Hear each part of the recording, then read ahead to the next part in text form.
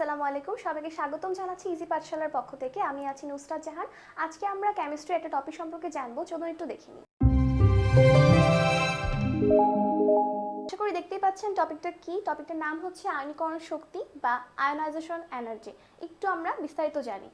কোনো গ্যাসীয় বিচ্ছিন্ন মৌলের সর্ববহিস্থ শক্তি স্তর থেকে একটি করে 1 মোল পরমাণু থেকে যদি আমরা 1 মোল ইলেকট্রন অপসারণ করতে যাই, তাহলে যে পরিমাণ শক্তি কি হবে, খরচ বা প্রয়োজন হবে, তাকে আমরা কি বলবো? তাকে আমরা ওই মৌলের আয়নীকরণ শক্তি বলবো।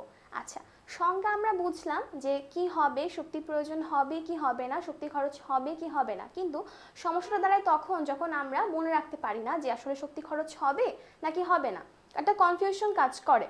এখন মনে রাখার জন্য ছোট্ট একটা গল্প যদি আমরা একটু বলতে যাই, তা গল্পটা হবে এরকম। ধরেন একটা ব্যক্তি কি করবে, দান করতে চায়। এখন অবশ্যই দান করাটা একটা পজিটিভ কাজ, এবং দান করার জন্য কিছু জিনিস প্রয়োজন। সেটা কি? একটা হচ্ছে সদিচ্ছা, একটা কি সামর্থ্য, একটা অর্থ। এগুলো থাকলে সে কি করতে পারবে? দান করতে পারবে। আচ্ছা, দান করার জন্য যেহেতু আমাদের কিছু জিনিস লাগছে, যেটা আমরা এনার্জি ধরে নিই, তাহলে আমাদের কি লাগছে? এনার্জি লাগছে বা এনার্জি খরচ হচ্ছে।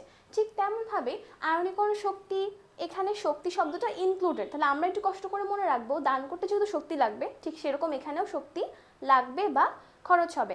আশা করি এভাবে আমাদের জিনিসটা মনে থাকবে। আমরা একটু ডায়াগ্রামের সম্পর্কে যদি একটু মনে রাখি, ডায়াগ্রামটা যদি আমরা একটু দেখার চেষ্টা করি, চলুন দেখি। আচ্ছা, একটু যদি আমরা এখানে দেখি, ধরে নিলাম এটা একটা কি, একটা পরমাণু মডেল, যেখানে একটা ইলেকট্রন অলরেডি ইনক্লুডেড আছে।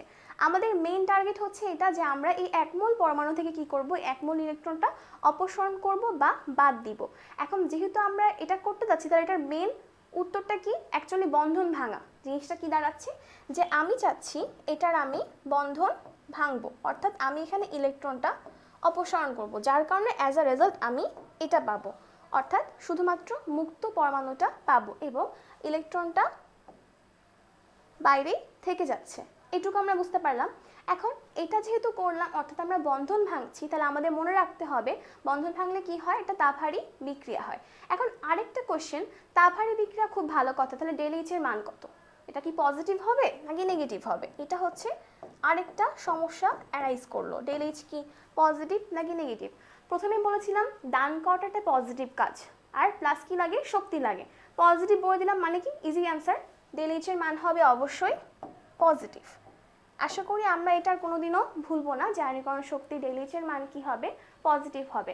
তাহলে আমরা সর্বোপরি জানতে পারলাম যে আয়নীকরণ শক্তিটা কি, এবং এটাকে আমরা কিভাবে এক্সপ্লেন করলাম, আমাদের মেইন টার্গেটটা কি, প্লাস এটা ΔH এর মানটা কি। তাহলে আজকের জন্য এইটুকুই থাকছি। আসসালামু আলাইকুম, ধন্যবাদ সবাইকে।